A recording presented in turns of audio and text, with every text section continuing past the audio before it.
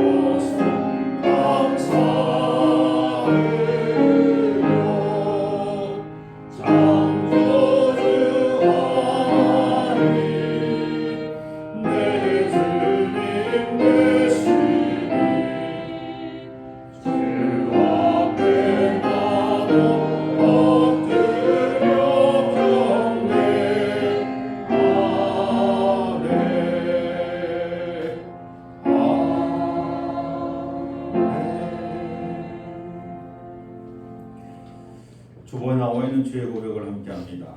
주님, 천지를 창조하시고 천지를 조화롭게 운행하시는 창조자 하나님을 찬양합니다. 이 아름다운 땅에 살면서 하나님의 뜻을 이루지 못하고 서로 분쟁하고 다투는 우리의 죄를 불쌍히 여겨주옵소서. 우리는 이웃을 이해하기보다는 아직도 이웃의 문제만을 바라보며 불평과 원망을 일삼고 있습니다. 우리의 죄를 용서하여 주옵소서.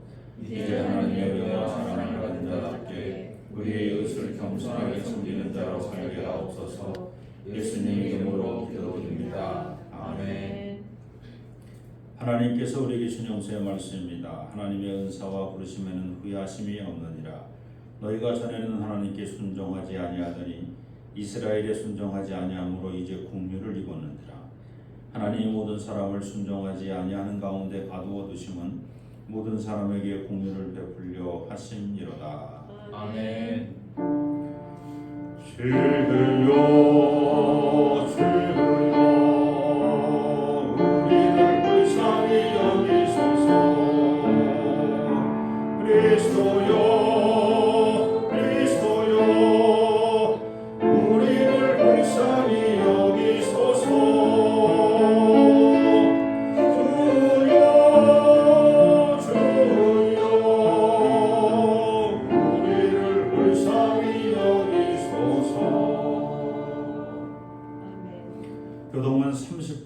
시편 67편입니다.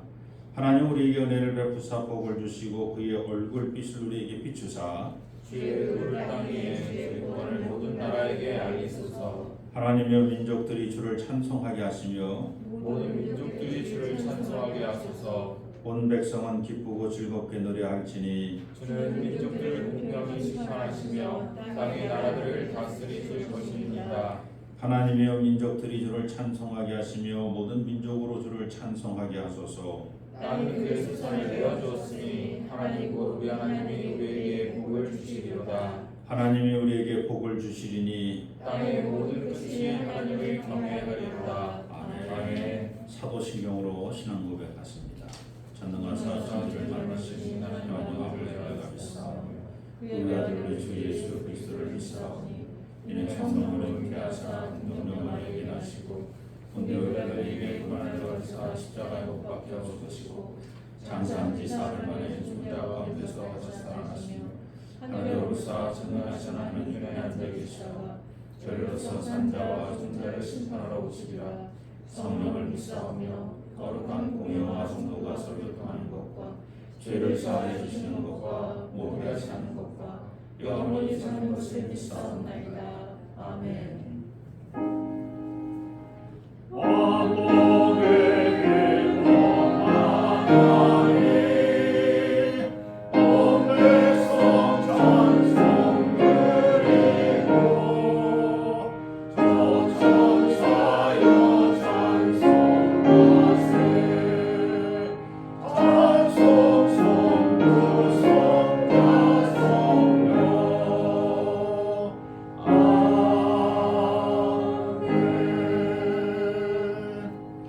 자리에 앉으시기 바랍니다. 강혜영 권사님 우리를 대표해서 기도해 주십니다.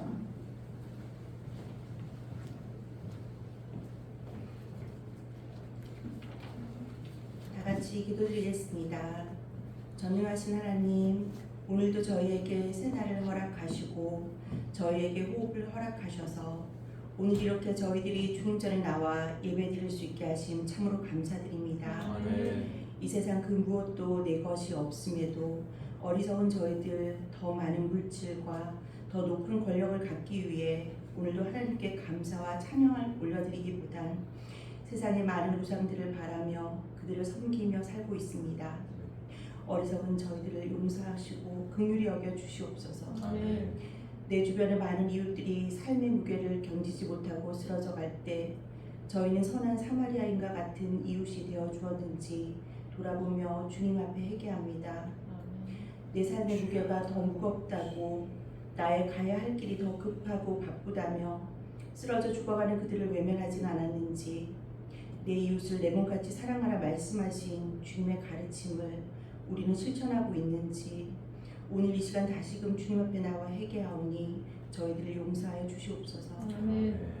세상의 빛과 소금이 되라 말씀하신 주님, 이 세상 어두운 곳에 빛이 되기를 원합니다. 이 세상 부패한 곳에 소금이 되기를 원합니다. 저희들을 사용하여 주시옵소서. 아멘. 나의 십자가를 지고 항상 깨어 기도하게 하시고 눈을 들어 귀를 열어 주님의 세미한 음성을 듣게 하시고 주님의 자녀로 세상 속에서 주님의 사랑을 증거하는 삶을 살게 하시옵소서. 아멘. 교회의 머리 되신 주님, 우리 계동교회를 위해 기도합니다. 우리 교회가 어려운 이웃에게 쉼터가 되어주고 마음의 안식처가 되어주고 구원의 방주가 되길 원합니다. 담임 목사님 통해 주님의 생명의 말씀을 전해주시고 성도 한 사람 한 사람이 성령의 열매를 맺게 하시며 그를 통하여 이 지역사회가 주님의 복음으로 은혜가 강처럼 흐르게 하시옵소서. 아멘.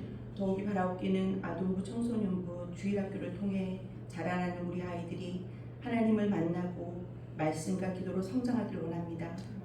주님 그들을 하나하나 만나주시고 우리 아이들이 하나님께 영광 돌리는 자녀로 성장할 수 있게 크신 은혜 내려 주시옵소서. 아멘. 우리 아이들을 위해 늘 애쓰고 기도하시는 마은 목사님과 교사들에게도 크신 은혜 내려 주시고 아이들을 사랑으로 양육하고 주님의 말씀을 잘 전할 수 있게 지혜를 허락하여 주시옵소서. 아멘.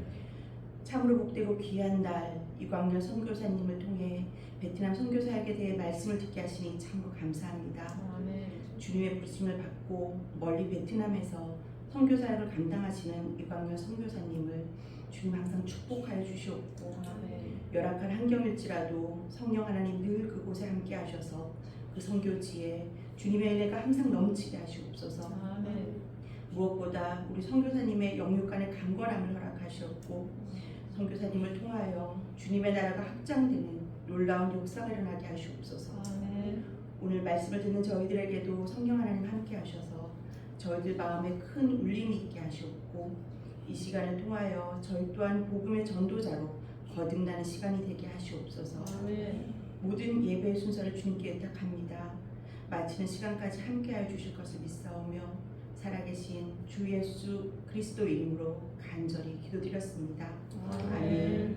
하늘에 계신 우리 아버지여, 이름이 거룩히 여김을 받으시오며 나라가 임하시오며 뜻하는 일을 이루어진 것 같이 땅에서도 이루어지이다.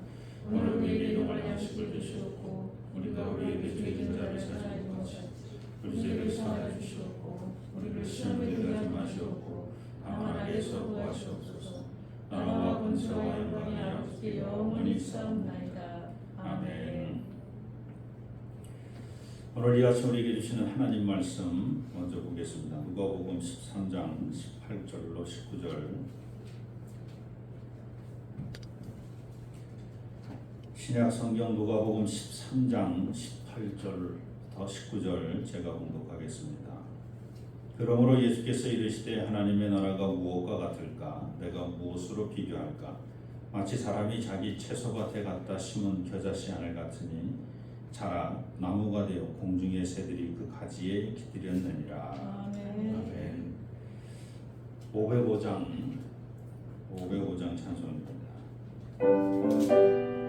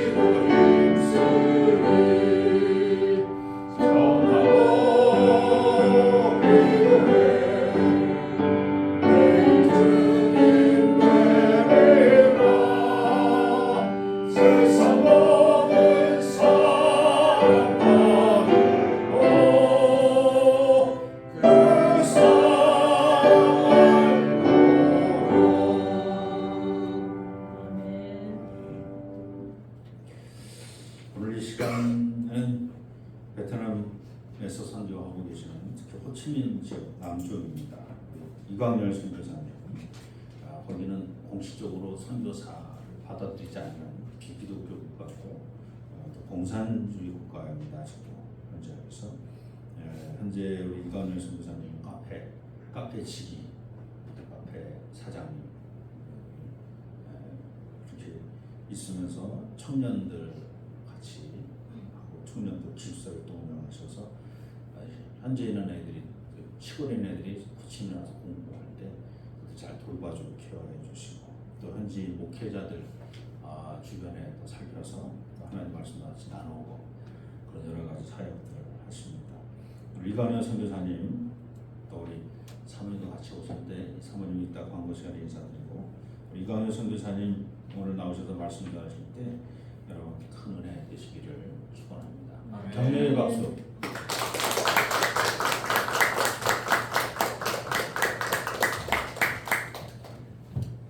네, 이렇게 개등교회 성도님들과 함께 만나게 돼서 진심으로 감사를 드리고 하나님께 영광을 돌립니다. 지난 3월인가요? 우리 황보는 목사님 보내주셔서 우리 청년들한테 좋은 말씀도 전해주고 또 제가 카페직이라고 그랬는데 커피를 하도 강매를 해가지고 그랬던 거 같아요. 커피도 많이 사갖고 가서 저희 카페 운영에 큰 도움도 주시고 교인들과 같이 나눠서 드셨을 것 같은데 이렇게 부족한 저를 불러주셔서 감사를 드립니다. 벌써 한 이제 7년이 흐른 것 같아요. 선교센터를 세우면서 우리는 외국인이 어떤 선교센터나 교회나 뭐 종교적인 것을 만들 수도 없고 운영할 수도 없으니까 카페를 세웠고 그리고 그 카페로 허가를 받아서 그 카페에서 청년들 교육도 하고 세미나도 하고 많은 훈련 프로그램들을 해서 그리고 이제 하다가 또 기숙사도 우리가 운영을 하게 됐습니다. 그래서 기숙사도 운영을 해서 지금은 우리가 매주일 한 25명 내외가 함께 모여서 예배를 드립니다. 예배를 드리고 그 가운데 교회를 또 세우게 됐고 그런 과정들을 거쳐서 지금은 이제 공동체가 한 건물 안에 다 있습니다. 기숙사도 있고 교회도 있고 카페도 있고 한 공동체 안에서 함께 생활을 하고 있습니다. 오늘 우리가 누가복음 13장 말씀을 함께 나눴는데요. 예수님이 이렇게 말씀하십니다. 하나님 나라는 마치 겨자씨 하나와 같다. 이 겨자씨 하나가 자라서 나무가 되고 그 나무에 꽃이 피고 또 열매도 맺히게 되겠죠. 그리고 공중의 새도 와서 거기서 쉼을 얻게 된다. 이렇게 말씀하셨습니다. 작은 씨앗 하나가 큰 나무가 된다. 하나님 나라는 그와 같다고 이렇게 말씀하십니다. 오늘 설교의 제목이 더 파워 원입니다. 하나의 힘입니다. 겨자씨 하나가 가지고 있는 힘이 있습니다. 그 씨앗 안에 큰 나무가 있습니다. 그 씨앗 안에 꽃도 있고 열매도 있습니다. 하나가 자라서 그렇게 된다는 거죠. 우리가 근데 그 씨앗 안에 있는 엄청난 힘, 파워를 보지 못하고 무시하는 경우들이 많습니다. 우리는 흔히 뭐가 많아야 또는 커야 힘이 있고 뭔가 일을 많이 할 수 있다 이렇게 생각을 하기 쉽습니다. 근데 하나님 나라는 때로 다른 방식으로 우리의 생각과는 다른 그런 형태로 작동하고 움직인다고 하는 것을 우리는 알아야 합니다.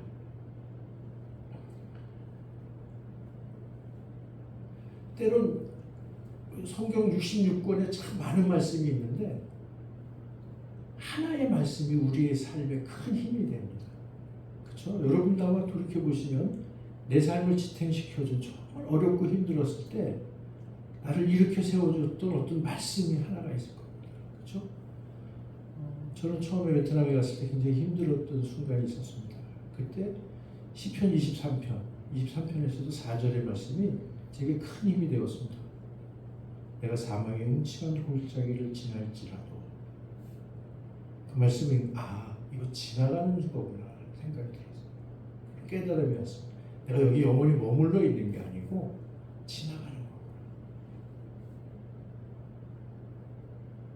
해받을 것을 두려워하지 않는 것은 주께서 나와 함께 하시니라. 주님이 나와 함께 하시면 그건 지나가는 순간이구나. 그래, 견디자, 참자. 정말 순간이었습니다. 지나가는 순간이었어.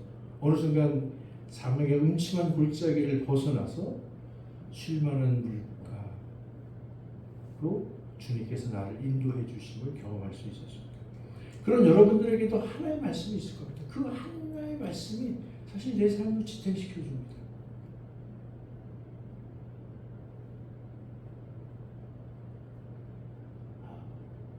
많은 사람이 역사를 바꾸기도 하지만 한 사람의 어떤 파워가 힘이 역사를 바꿔내요. 우리 감리교회 존 웨슬리 목사님 잘 알지만 그 한 분의 부흥운동이 한 분의 복음 전하고 다녔던 것이 영국의 역사를 바꿨다 그렇게 말씀하잖아요. 작년에 한국 교회로부터 어떤 프로젝트를 하나 제안받았습니다. 그거는 가난한 어린이들에게 매달 한 3만 원 정도씩 학비를 지원해 주는 그런 프로젝트였습니다. 해볼 수 있겠냐고 그래서 좋다고 할 수 있다. 그래서 이제 제가 우리 청년들하고 같이 의논을, 우리 사역자들하고 같이 의논을 했습니다. 너무 좋아하는 거예요. 정말 신났어요. 그러면 너희들 고향에서 각각 그런 어린이들 한번 찾아봐라. 그래서 야목사, 에스테, 린 이런 친구들이 다 고향에서 아이들을 다 찾고 다 선발하고 다 했습니다. 다 어떻게 운영할 건지 그 운영안도 만들어서 한국교회에다 보냈어요. 근데 거기서 대답이 오길 미안하게 됐다, 못하겠다, 도와줄 수가 없겠다, 이번에 사정이 있어서 못하겠다 그러는 거예요.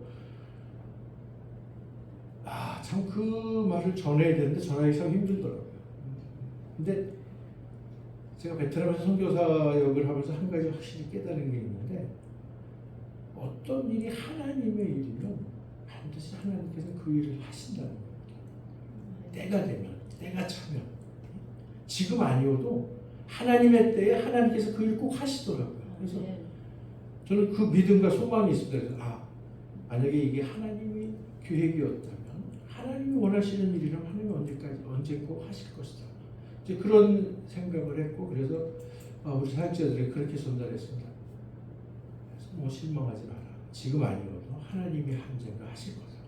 이게 하나님이 원하시는 일이면 하나님이 언젠가 하실 거다 했습니다. 그리고 이제 한 6개월이 지나왔는데 지난 6월에 어느 한 분이 우리 베트남을 방문하게 됐는데, 그분이 이제 중국의 선교사로 사역하고 있는 분입니다. 따님이 미국 UMC 목사인데 그 따님을 통해서 이렇게 소개받았고 딱 한 번밖에 만난 적이 없습니다. 근데 그분이 중국에서 평신도 비즈니스 선교사를 하면서 호치민 공장들하고 이렇게 서로 연결해서 이제 물건을 받고 그러는데, 공장들을 둘러보기 위해서 호치민에 와서 한 보름 정도 묵었습니다. 그래서 이제 저희 공동체의 린이라는 친구를 통역으로 붙여줬고 같이 일을 하러 다니는데, 하루는 그분이 제게 오더니, 목사님, 그 에스더가 고향에 있는 어린이들 도와주고 있네요 그러더라고요. 그래서 무슨 얘기냐 했더니, 린이 자기한테 얘기를 하기를, 에스더 언니가 고향에 있는 어린이들을 매달 거기 베트남 돈으로 50만 동, 한국 돈으로 한 3만 원 정도 되는데, 우리가 하기로 했다가 무산된 프로젝트를 자기가 혼자 그 일을 감당해 오고 있었습니다. 그래서 매달 6명의 어린이들에게 50만 동씩 300만 동을 보내고 있었어요. 근데 이제 그 에스더는 우리 교회 전도사면서 우리 카페 매니저거든요. 그 카페에서 주는 월급이 한 달에 500만 동인데 500만 동 중에 300만 동을 매달 이렇게 하고 있어요. 그래서 그 돈으로 생활이 안 되잖아요. 혼자 이것 좀 영어 번역 알바도 하고 이러면서 나한테 말도 안 하고 혼자 그걸 조용히 해왔는데, 이제 같이 생활하는 기숙사에 있는 친구들은 이제 몇 명은 알고, 린이 그 사실을 알고 그 이제 선교사님한테 다녀보니까 그분이 돈이 좀 있어 보였나 봐요. 나는 돈이 없어 보이나 봐. 그런 말도 나한테 나와요. 에스더 언니가 이렇게 하는데 너무 힘들어 보인다. 선교사님이 좀 도와줄 수 있겠냐고. 그래서 이번 이제 그 얘기를 듣고 감동을 받아갖고 자기가 도와주겠다고. 그러면서 이제 오히려 이제 그 얘기를 저는 엉뚱한 사람으로서 듣게 되었습니다. 그 얘기를 들으면서 아, 하나님의 때가 왔구나 하는 생각이 제일 먼저 들었습니다. 하나님이 일을 이제 시작하라고 하시는구나. 그래서 제가 이제 우리 교회 사역자들을 같이 모셔서 우리 일을 시작하자. 몇 명이 됐든지 간에 어쨌든 일단 6명은 후원자가 만들어졌으니까 우리 일단 10명 정도 더 어린아이들을 모아서 시작을 해보자. 그렇게 해서 지금 이제 준비를 하고 16명의 어린이들에게 9월부터 이제 매달 저희가 이제 학비를 이렇게 도와주는 이름이 동행입니다. 동행인데 베트남어가 한국어하고 비슷한 게 많아요. 한자 중국어에서 온 게 많아갖고 베트남어는 동한입니다. 동한. 어쨌든 저희 프로그램을 이제 시작하게 됐습니다. 어떤 한 사람의 힘, 한 사람의 기도, 한 사람의 열정, 한 사람의 희생이 결국은 역사를 바꾸고 새로운 일을 시작하게 만들기도 한다는 것을 우리는 기억해야 할 것 같습니다. 작은 씨앗 하나가 어떻게 큰 나무가 될까? 씨앗 안에 생명이 있기 때문에 그렇습니다.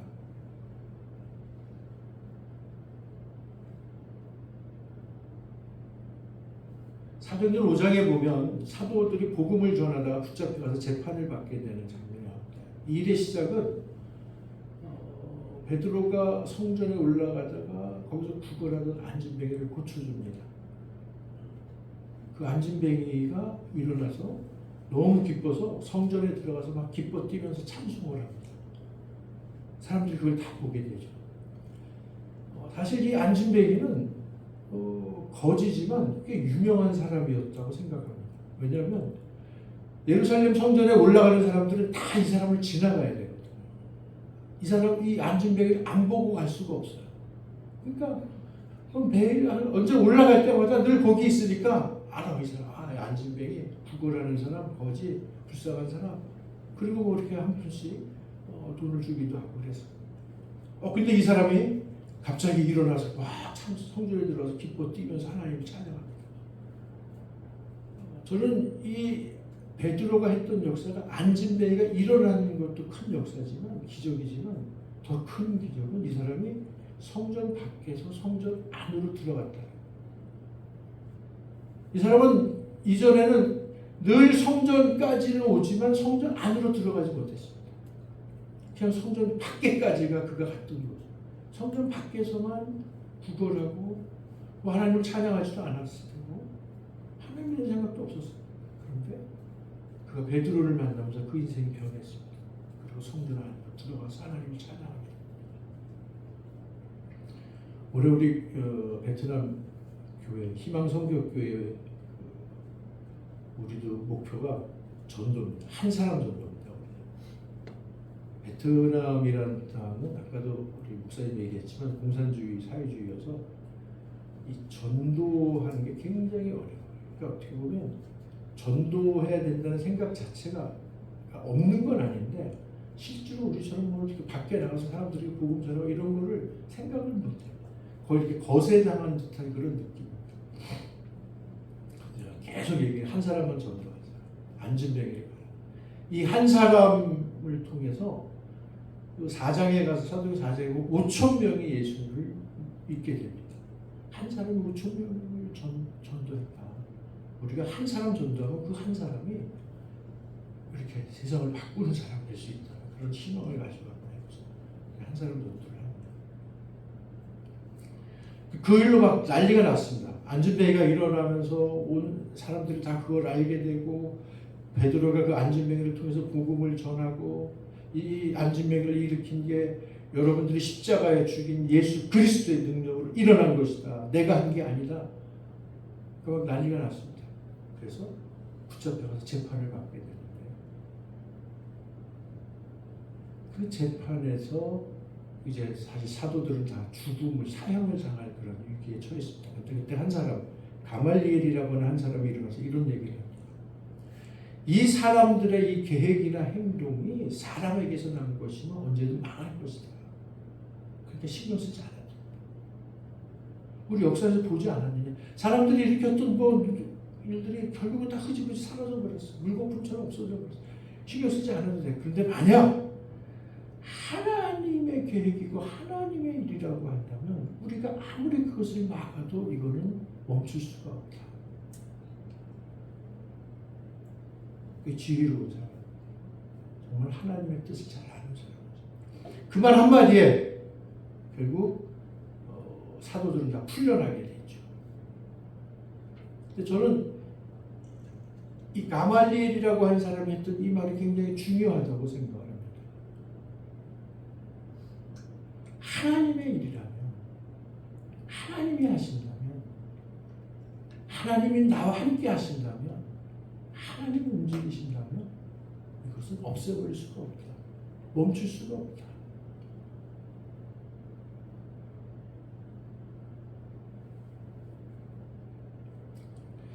그 철든다 그러잖아요. 뭐지 우리 여기 계신 분들은 다 철이 들었을 나이지만 신앙에 철이 든다는 말이 있습니다. 신앙에 철이 드는 건 어떤 걸까요? 제가 이제 지난 8월 초에 세미나로 선배 목사님, 은퇴하신 두 분의 목사님이 오셨는데 저랑 얘기들을 많이 나눴습니다. 제가 하는 얘기를 듣고 아이고 이광렬 선교사가 베트남 오더니 철이 들었네. 신앙에 철이 들었네. 그런 얘기를 하더라고요.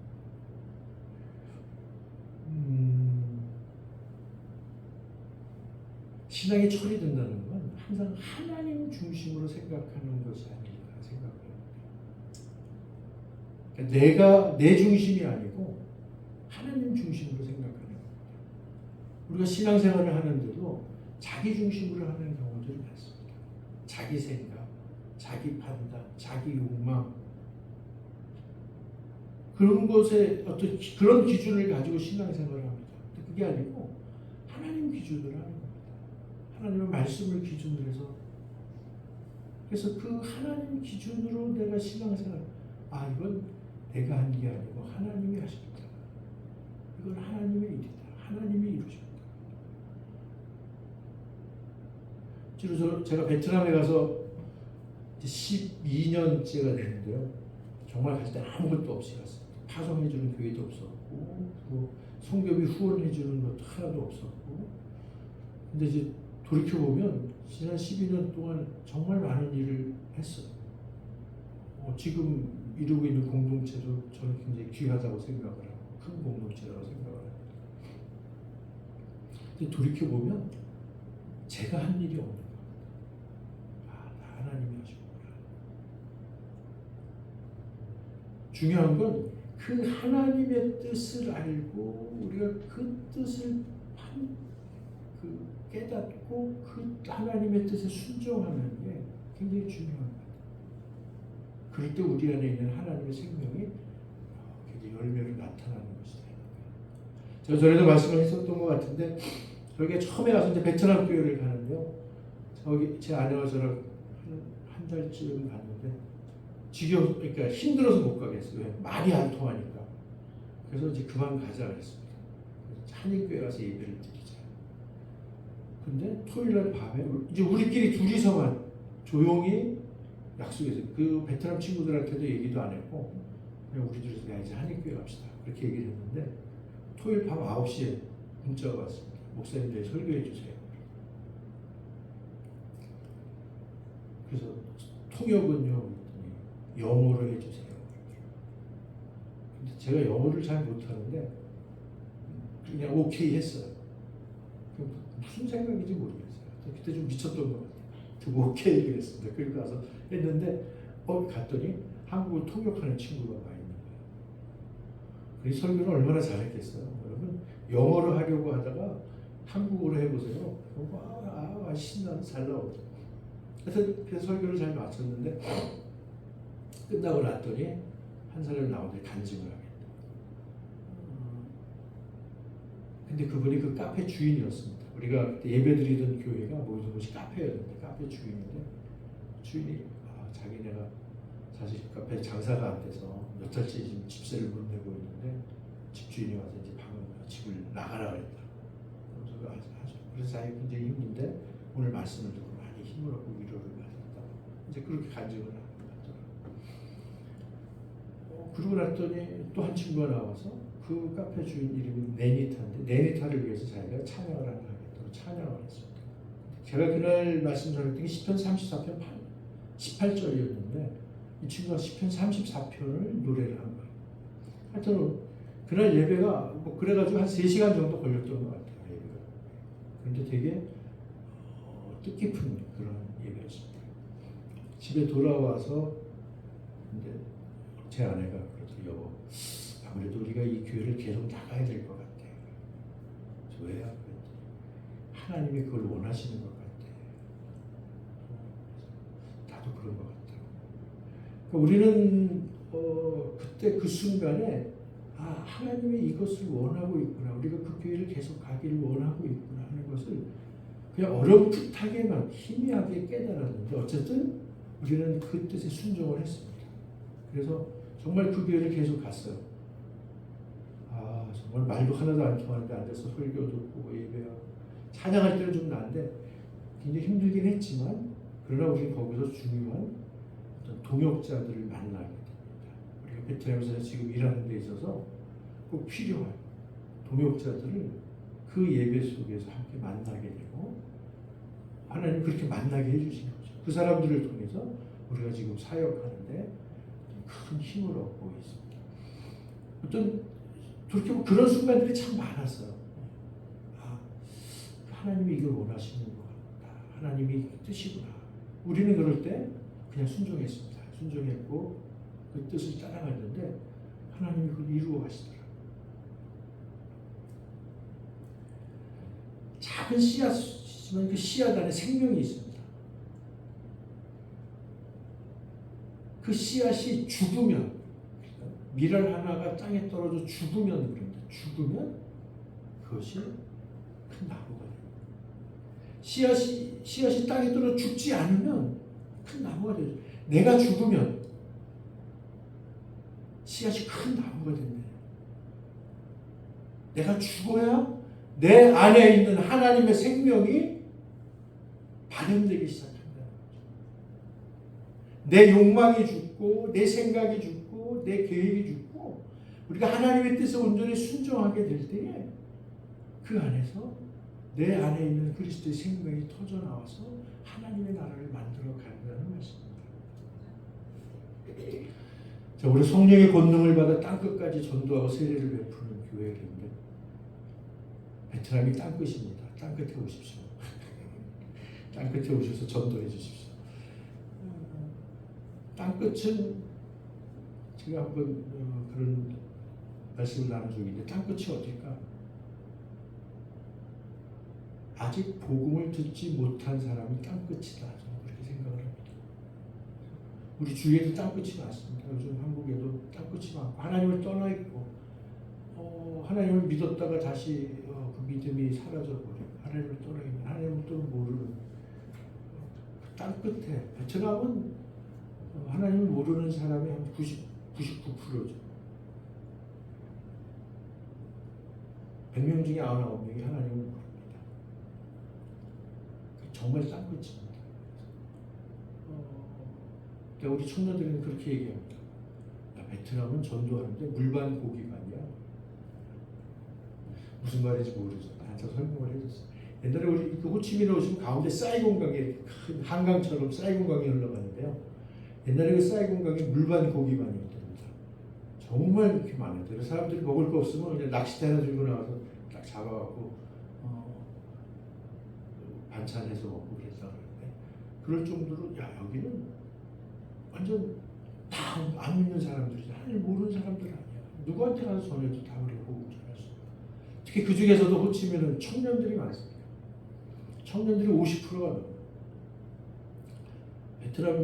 호치민 인구가 1,000만 명인데 1,000만 명 중에 500만 명 이상의 청년들이 다 공부하고 일하는 친구. 대학생이 80만 명입니다. 100만 명인데 100만 명 중에 80만 명이 지방에서 올라온 친구들입니다. 그러니까 저는 이 지방에서 올라와서 여기서 어렵게 살아가고 있는 친구들이 복음 전하기 가장 좋은 어떤 친구들이다 그렇게 생각을 합니다. 실제로 우리 기숙사에 들어오는 친구들도 그런 친구들이 많고요. 그러니까 우리 기숙사에도 보면요, 시골에서 막 버스로 8시간, 10시간, 13시간 이런 데서 올라온 친구들이 완전 시골 산골이죠. 오면은 여기 완전 놀래죠. 호치민이라고 오면 그리고 기가 죽어요. 기가 죽고 그리고 와서 이렇게 잘 적응하지 못합니다. 그런 친구들을 우리가 이제 돌보고 케어해갖고 우리가 일꾼으로 만들어내는데 실제로 이제 아까 린이라고 했던 친구는 우리 기숙사 시작할 때 처음 들어왔던 친구였습니다. 처음 들어와갖고 이제 대학 졸업하고 우리 공동체에서 일꾼으로 일하면서 여러 가지 이제 일들을 하고 있는데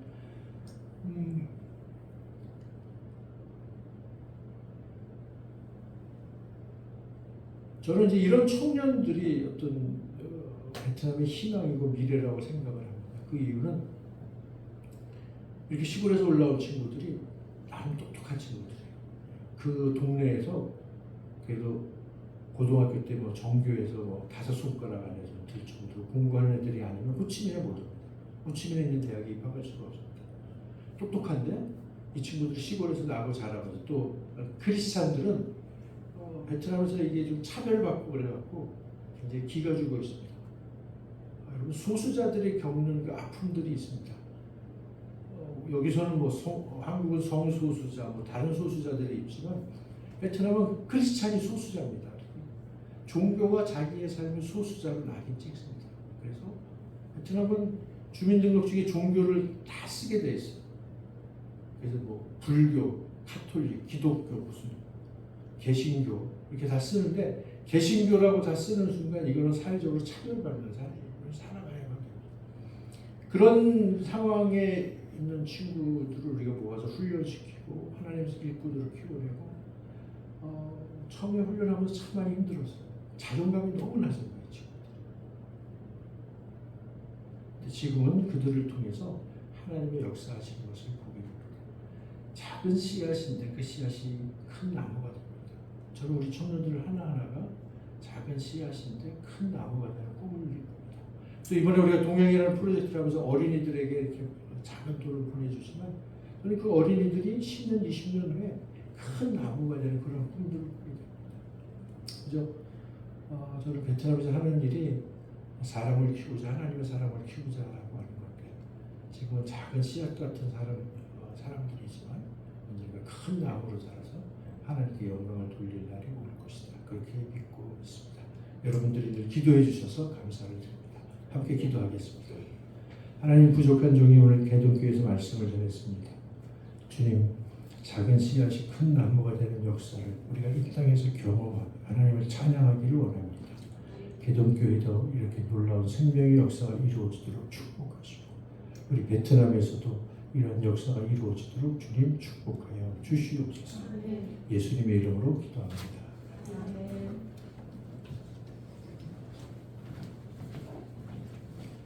귀하고 복된 말씀 감사합니다. 다 자리에서 일어나셔서 봉헌성 함께 합니다.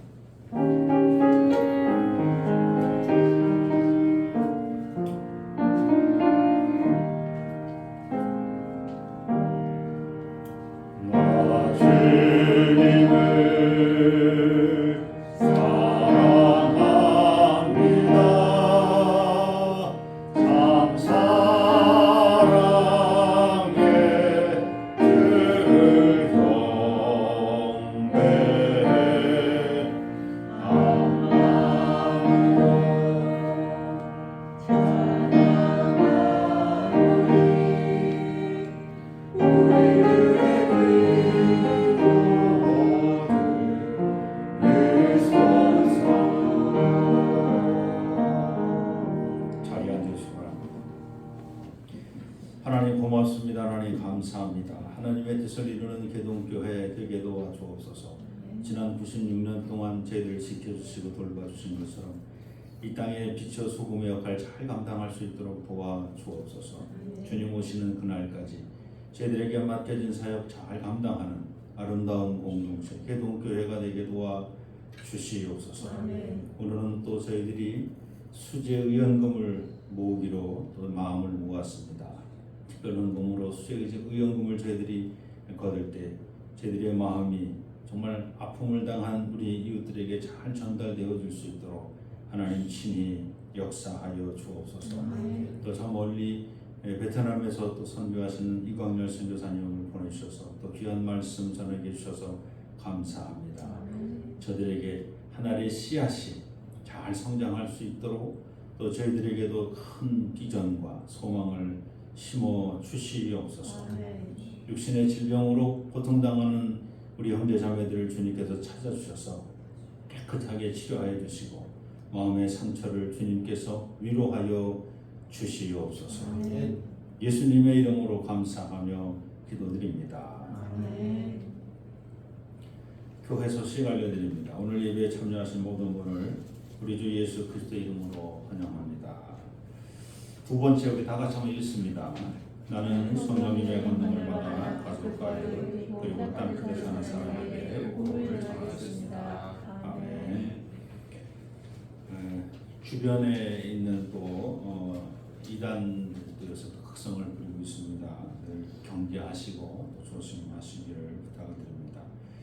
오늘 말씀을 전해주신 이광열 선교사님께 감사드립니다. 우리 사모님도 같이 오셨는데 다 한번 일어나시면 뜨겁게 경례 박수. 목사님 말씀 감사합니다. 네, 고맙습니다. 창립 90주년 기념주일이 9월 10일인데 장세 선발을 위해서 3일 주일 2부 예배 후에 장학위원으로 모이겠습니다. 그래서 담임 목사, 신무 장로님들, 교육부장, 또 교학교 교장, 또 청소년부, 청년부 교감 선생님들이 모여서 참석 못하시면 미리 상의를 하셔서 사정 대상자들 누구가 이번에 받을 수 있는지 살펴보셔서 전달해 주시면 저희들이 잘 사정하도록 그렇게 하겠습니다. 종로지방 선교대회가 원래 9월 첫째 주가 통상적인데 이번에는 궁정교회 부흥회 일정하고 같이 가기로 했습니다. 그래서 궁정교회 부흥회 일정이 9월 18일서부터 진행되기 때문에 종로지방 선교대회도 그 일정에 따라서 9월 18일서부터 진행된다는 것을 여러분 기억하시기 바랍니다. 네, 또 다른 방법 있으십니까? 네, 없으시면 그러다 자리에서 일어나셔서 마지막 파송의 찬송 악보대로 가시다가 밑에서 세 번째 줄 맨 마지막 단 끝에서 두 번째 단 일어나라 일어나라 내 빛을 발하라 만백성이 찬양으로 여기서 일어나라를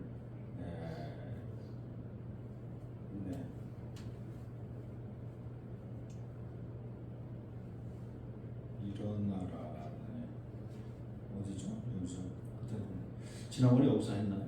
네, 거기서 한 번 더 하는 걸로 자리에서 일어나셔서 함께 찬양하겠습니다.